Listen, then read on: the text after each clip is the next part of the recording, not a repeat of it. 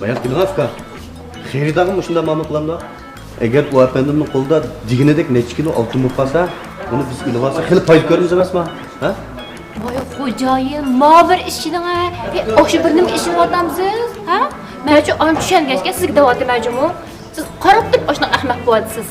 Agar men do'konga bilan ziyon kelib qolsa, men egamas. Siz men bilan takalashqidek bo'ldingizmi? Ha? Men sizga deb qo'yay.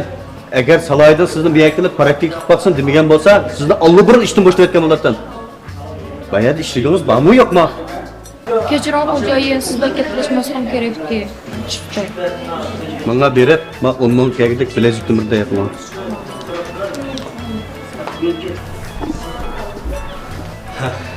Efendim, sizden bayağı 5-6 kilo altınım var degan gapingiz yolg'on emas-da. Voy, xo'jayin siz xotirjam bo'ling ha. Mendagi mallarga qarang, shunda ishonchli. Haras xo'jayin, siz osh mallarni og'dak pul bordi ha. Yılg'a 5-6 kilo deb qopsiz, 50-60 kilog'im kuchim edi. Amsa bunday olsa qarang. Ata men o'sha vaqt kelay, mallarni ko'taribman. Osh yerda soni qo'ymamda. Bo'ldi, chataq yo'q. Qachonlik kelsangiz bo'ldi. Alloh ma bilasiz-ku. Ala deganga aladigan yasin yo'q hozir. Beyaman sizning degan, ha? Bu degan cho'ng xerida tursa, o'shundan ma'lum qilamsiz? Yasin efendim, 10 ming qo'yingizgacha 13 gramlik ko'ptirma bilajikdan bir skeptika evalamsiz. Allah yo'qdi. Bunda qilsa aytib ko'rishdik. Ma'qul.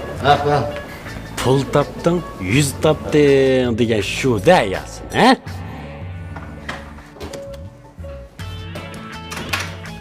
Mana qo'lingda oltin bor bo'ldi. Endi bu oltinlarni bir ko'paytgila tursang, qo'ling hamma yerga yetadi. Demak, sen Urumchidagi, yo'q, butun dunyodagi, to'g'ri, butun dunyodagi eng boy odamga aylana olasan.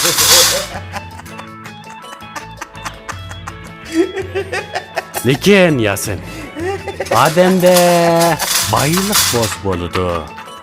Ammo shu boylikni boshqaraligidek aql bo'lmasa bo'lmaydi.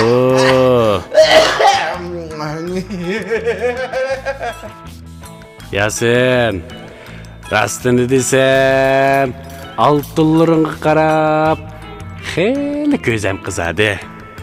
Lekin sen ikki og'iz gap qilay. Boylik odamga baxt deb kelalaydi. Shuning bilan birga odamga azob meb kelalaydi. Men sen uchun xush bo'ldim. Lekin sendan azroq ansirabmi qoldim?